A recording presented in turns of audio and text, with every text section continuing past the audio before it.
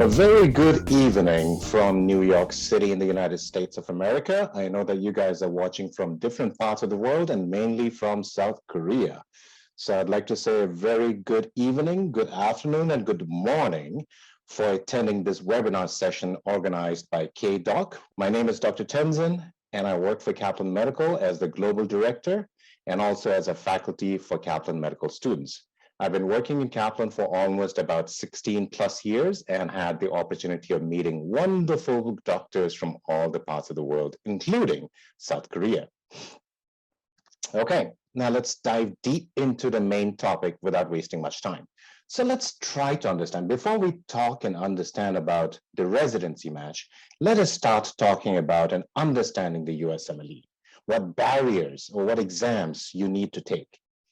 First of all, you need to take the USMLE Step 1, which basically means that you will be taken back into your preclinical basic science years of medical school, where you will be tested on all the subjects that you learned in your preclinical years.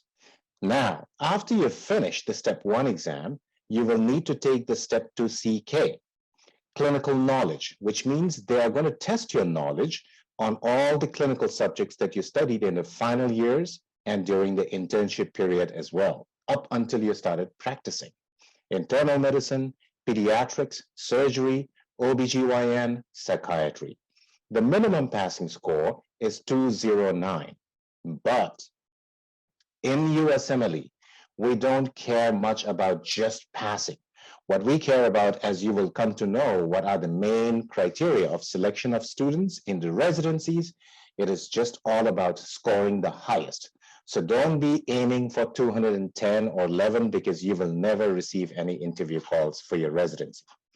Now, the third is going to be the occupational English test. Now, this is very similar to TOEFL, like I said, because they comprises of the four main pillars, which is listening, reading, writing, and speaking. However, the main difference between TOEFL, IELTS, and OET is that whether it's listening, reading, writing, or speaking, you will not have to worry about all the different subjects that they might talk under TOEFL test. In OET, since it stands for occupational, which means we are doctors, so the listening, reading, writing, and speaking part comprises only about diseases and medical literature. For example, if you are writing, most probably you will be listening to a conversation between a doctor and a patient, and then you'll be asked to write a patient's note.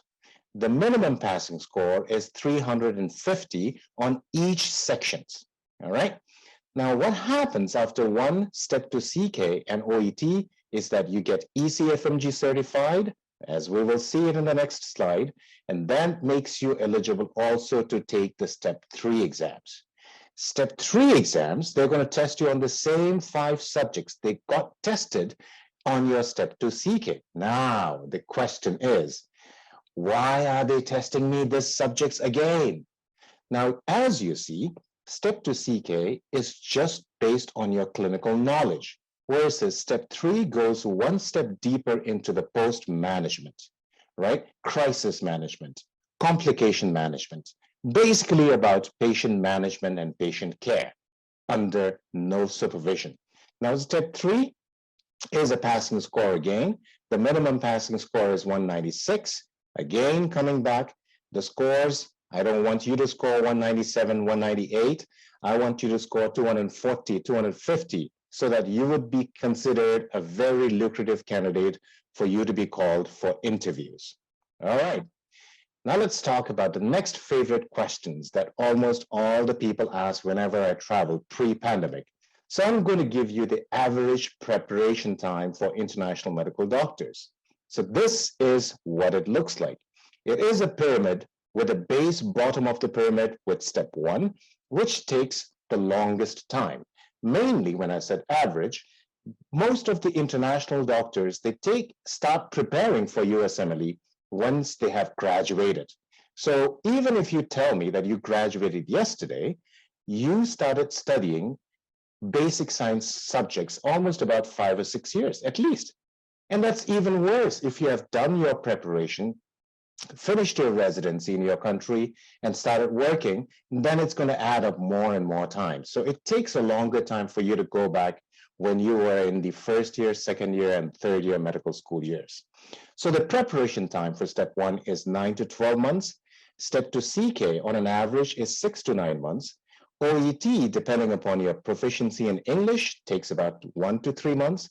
And then step 3, since the step 2 CK and the step 3 subjects are same, I would say if you take the step 3 pretty much soon while the concepts of step 2 CK are strong, then I think you would need lesser time of preparation because it's more or less very similar exam, except it goes one step deeper.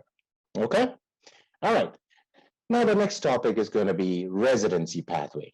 Dr. Tenzin, my name is Jisoo Byun Lee. How do I get into residency in the United States? All right, not to worry. I know some of you guys know this. I know some of you guys may not know full, and then some of you guys know nothing about it. Irrespective of which category you belong to, I'm here to help you clear your doubts. So let us say, for example, this is you. You wanted to pursue your dreams of residency training in the United States. And then you have to say hello and get registered with ECFMG, which stands for Educational Commission for Foreign Medical Graduates. Now, this is an organization which takes care of all the foreign medical doctors. So you have to sign and register with them, give all your information online as well as offline. Once they receive all the information and pay the registration fee, then they will not believe and trust that you are a doctor from South Korea or whichever country you claimed. What they're going to do is they're going to send all the information over to your medical school and then ask them, it's like, hello, Dr. Lee is saying that he or she is a doctor from your medical universities and all these informations are there. Can you please verify and authenticate whatever she or he said is true? The medical school will authenticate and say, yes, whatever they wrote is perfectly true, and then we are okay with this. They go and give the green signal. The moment ECFMG receives the green signal, then you will receive an email which says, congratulations, you are now eligible to take your USMLE exams. Now, when I say USMLE exams, I'm talking about step 1, step 2 CK, and currently OET, Occupational English Test. Now, once you finish these 3 exams, you will be ECFMG certified. What that means is that now you have to say hello to ERAS. That stands for Electronic Residency Application Services. Don't be afraid. Sounds great and confusing, but ERAS is just a software program where you have to upload all your documents, including the applications, the transcripts, the scores, the letters of recommendations, all the documents required. You need to put that in a digital envelope, and then you decide whichever program and whichever specialties you want to choose and apply. Now, once you uploaded that program, it goes straight to all the hospital programs and specialties that you chose, to the hospitals. Now, hospital receives thousands of applications, but they do not have all the time in the world to call everyone for interviews, of course. So what they're going to do is they're going to choose the best candidates of all, depending upon your scores, your credentials, your experiences, your what have you. Everything in the application package, they're going to sort it out, and then they will send you an invitation for interviews if you make the cut. Now, if you go to the interview, and then the hospitals will decide whether you got matched or not. How does that become? I'll give you an example. The third person is going to be the NRMP, National Residency Matching Program. Ooh, similar to ERAS, this is also a computer software program. For example, let us say you went for 5 interviews. You went to Texas, you went to New York, you went to California, you went to Maryland, and you went to Connecticut. Now, in the month of February, you need to sit down and decide which out of the 5 places that you went for interviews is best suited for you. Where do you want to be the most? And then you rank them. I do not really like the New York program, so I will go to California, number 1. Texas number 2, New York number 3, Baltimore number 4, and Connecticut number 5. So just like you make the choice, the programs on the other side, they're also going to make the choices based upon all the candidates that they interviewed. So this is exactly what is going to happen. So that is exactly why we call this residency match. Just like Match.com, for dating purposes, you say things, they say things, and then they will see whether you got matched or not. The same thing in philosophy works here in terms of medical residency matching process as well. That's why if you say, I want to be in California, the California program that kind of took your interviews also ranked you high, that becomes a perfect match. Now, what happens after that is going to be you're starting your residency. The residency in the United States depends upon the specialty that you chose. The internal medicine program, family medicine, they normally take 3 years of duration. Versus if you go and choose psychiatry and surgery, mainly the surgical programs, they could go mainly about 5 to 6 years. Psychiatry, they take 4 years, okay? So after you finish your residency or during your residency, then the fourth person comes in by saying FSMB, Federation of State Medical Boards, which conducts the step 3. Now remember, step 1, 2CK, and OET are conducted by USMLE or ECFMG for foreign doctors. But step 3 is not conducted by ECFMG. They are considered to be conducted by the state medical boards. So after you take your step 3, that means you are eligible to work. This is for your license to practice, okay? Good. Now let's go and jump on to do a quick recap of what we just talked about so that you do not get lost. Quick recap. Remember, we have to take the step 1, step 2 CK, and the OET. What happens after you score really high in all those exams? You get conferred with ECFMG certification. What does it mean? 2 things. 1, you are now eligible to take the step 3. Number 2, you are eligible to participate and send applications to the programs that you choose. Now remember, you can take the step 1, step 2 CK, OET, and the step 3 any times in the year minus the government holidays. However, there's only one timeline for your application that starts opening up in June. So what happens in June is that they will open up the ERAS token. So you will have to purchase an account from ecfmg.org in June that will create an account for you so that from all the time from June till middle of September 15th, you can upload your documents in the ERAS portal, just like we mentioned in the earlier slide. Now, on September 15th onwards, you press the enter button on your computer, and then all your applications that you designated to all the programs, all the specialties, they're going to fly off digitally. Okay.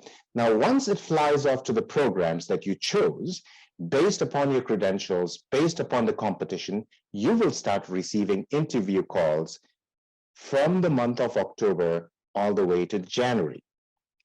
Now, after you complete the round of the interviews, you will have the good news, and you should have the great news in your email inbox, which says, congratulations, Dr. Jisoo, Dr. Lee, that you got matched into this program in this specialty. Then finally, in the month of June or July, depending upon state to state, specialty to specialty, your residency begins. All right. Now, we talked about step 3. Step 3 is not mandatory, required for you to do your residency. But as an international medical doctor, I would highly urge you to take the step 3 before you start your application process for the ERAS, okay? Because you will not only look great on resume or CV, but you also don't have to worry about taking the step 3 exams later on during your residency when you're so busy.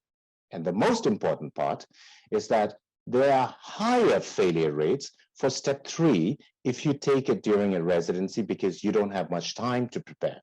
And over the past 4 or 5 years, I've seen a high failure rate of step 3. I've also met a couple of students who have finished their residencies, especially in psychiatry, surgery, OBGYN, whose residencies are longer in 4 to 5 years, then obviously step 3 is going to test you on internal medicine, pediatrics, and the rest of the subjects as well, which you might have forgotten for the longest time. So the keynote here is try to take the step 3 as soon as you are done with the step 2 CK. All right. How do I get residency interviews? It's a very important question that you need to understand. Now, the timing is everything. Now, for example, when you look at this, I told you from September 15th, you're eligible to send all your applications. Now, look at this.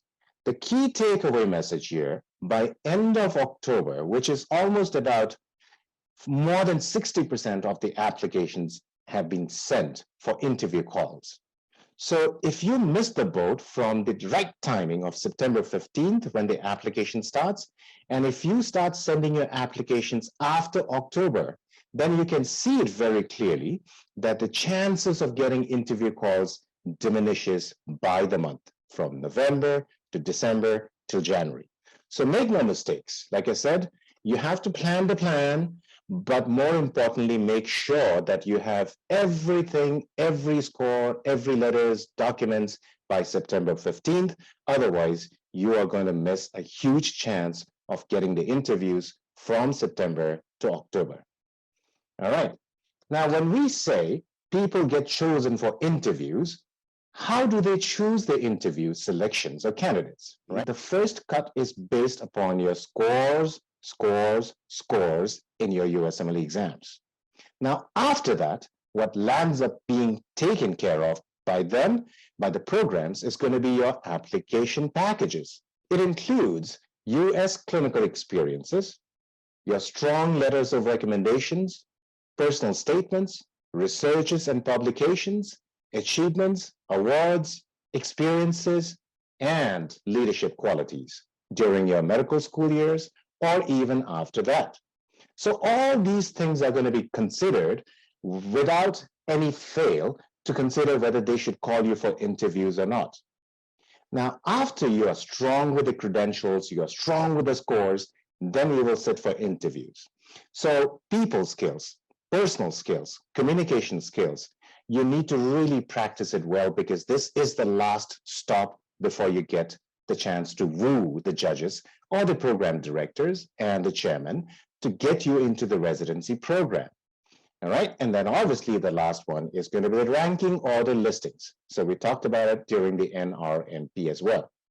Now let's go back and look at the past couple of years match residency data, because as a human being, I could lie, right? You could lie, your friends could lie, the online forums could lie, but the numbers don't lie.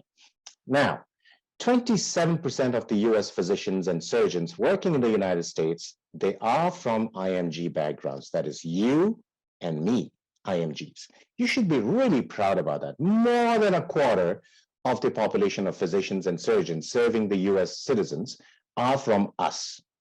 Number 2, American Medical Council predicts a shortage of 125,000 primary care physicians and surgeons in the coming 10 years. And I can vouch that in each and every year passing by, that number is only going to go up rather than down, especially after the pandemic, not only in the United States, but also in all parts of the world, because they now realize how important healthcare workers, including the doctors and surgeons, are. The icing on the cake is just last year, the US passed a legislation that said we need to increase 1,000 residency positions spanned over the next 5 years. So that is all great news. If you are thinking, like, what are my chances? I don't think that if I start studying, what are my chances? So these are great news that you have to be optimistic about, positive about, rather than being negative and pessimist by saying like, I don't know whether I'll get there or not. Okay. Each and every year, there has been increment of IMGs getting into the healthcare workforce, be it in residency, be it in fellowship, be it in practicing physicians or surgeons. So these are the positive auras and the energy that you need to imbibe and be strong about studying your plans. Studying for the USMLE, if that is your future plan. Now let's talk about the top specialties for non-US IMGs. Now the reason why I'm showing this is not to discourage anyone from applying for surgical programs. Now it is true that it is a little bit difficult for non-US IMGs to get into surgical programs, not because they hate you, not because they are being biased, but when you look at the total positions available, even for the local domestic US medical students, that's very less. They have to kill each other and compete with each other to get those coveted spots. So obviously, I'm not discouraging you will not get it, because I've had the opportunity of having a lot of my students got into surgical programs very successfully. But it's important for me as your mentor, as your colleague, to let you know that it's not so easy. That's why these surgical programs, they are called the competitive programs. Now, which does not mean that you should stop applying for that. If you want to be a surgeon, if you want to be an ophthalmologist, radiologist, dermatologist, plastic surgeon, orthopedic surgeon for that matter, you should stick to your gun, but with the firm knowledge that it's going to be a little bit difficult than your friend who is interested in internal medicine, family medicine, pediatrics, psychiatry, neurology, etc. So as you can see, the top specialties for non-US IMGs, they're mainly into the medical programs rather than the surgical programs, okay? Now, when we look at the breakdown, even though it says J1 visa, ignore that, just look at the graph and the picture. More than 50% of all the IMGs, they normally land up choosing internal medicine. And then followed by all other specialties, which includes all the others, and then followed by pediatrics, surgery 6%, family medicine 6%, and neurology 6%. So this is just to give you an overview. But again, remind you this, I'm not trying to direct and deviate your attention to go into internal medicine, but I'm just giving you a snapshot of how the breakdown looks like in the previous decades of IMGs getting into residency positions in the United States. All right, now let's talk about, all right, Dr. Tenzin, thank you. What can Kaplan do to help me so that I'll be the best candidate for the programs? What programs do we have? Now, first, we have the Life Online program, which is similar to where we are watching right now, that you will be attending 14 weeks of Life Online. It's just like similar, let's take it this way. It's just like similar to watching the CNN or the BBC News online. The only difference is that you would be able to chat with the faculty member who is teaching. For example, I'm teaching anatomy, internal medicine, surgery, whatever have you. You would be able to ask questions through the comment chat. I may be able to pick up your question by saying, Jisoo, so your answer is this. And if, because there are lots and thousands of students watching from all the parts of the globe, if I miss your question, there would be the academic TAs in the back end who will pick up your question and answer it to you personally through IM chat. This is Life Online. On-demand videos, this is another program, this is the second program that you can choose. Just to make it easier for you to digest, this is similar like your Netflix account and an Amazon Prime Video account that you can subscribe for a year or 2 or 3 or months, depending upon your choice, which you can study and watch the videos, rewind, fast forward, pause, and then at your own pace, right? So that is the on-demand video. The third choice is the New York In-Center program, which includes the live lectures in person. Now, we used to have about a lot of centers all across the United States before pandemic. But because of the situation, we closed down all the other centers. The only center right now we have is based in New York, right? So in New York, when you join this program, which I normally would recommend to all the international medical graduates, because the way that we learn the best back in our medical school days or even during the high school is through interaction, by discussion, by debating, by having a lot of partners to study with so that you remember it closely, right? So that's why I kind of recommend all the international doctors to choose the New York Incentive Program so that they will be away from all the comfort zones in their countries, in their families, in their regions, so that you meet all the same like-minded people who are walking towards the same mission. That mission is to going to get highest scores in your exams and get residency matchings. Not only will you have the chance to meet and interact with the best brains from other parts of the world, you will also have the opportunity of interacting with the faculty members when they come to teach you the live lectures for 14 weeks. You can meet them, you can interact them, and if you are doing great, maybe you will have an opportunity to do a shadow observership or research or any publications that they may also have it under their sleeves. Not only that, but once you join the incentive program, you will have access to a personal concierge service called the advisor. So you will have a medical advisor who will meet you during your first day of your center and then walk a plan based upon your diagnostic test.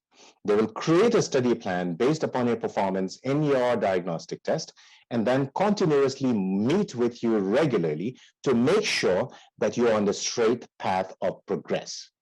So these are the perks and the advantages of studying in the New York Incentive Program, which I highly, highly recommend. Now, the next question is, all right, Dr. Tenzin, thanks, but why should I study residency or why should I work in the United States? Now, these are common things. USMLE exams are accepted in many countries. I mean, honestly, with all honesty, I would like to tell you that I was shocked. I just knew this about 2 years ago, that many countries, even including European countries, if you are ECFMG certified, or some of the countries even say if you are passed with step 1 and step 2, then you are waived from taking the national exams in the respective countries. Number 2, state-of-the-art technology medical training residencies here, right? Number 3, there are more positions to pursue your fellowships after you finish your medical residency trainings.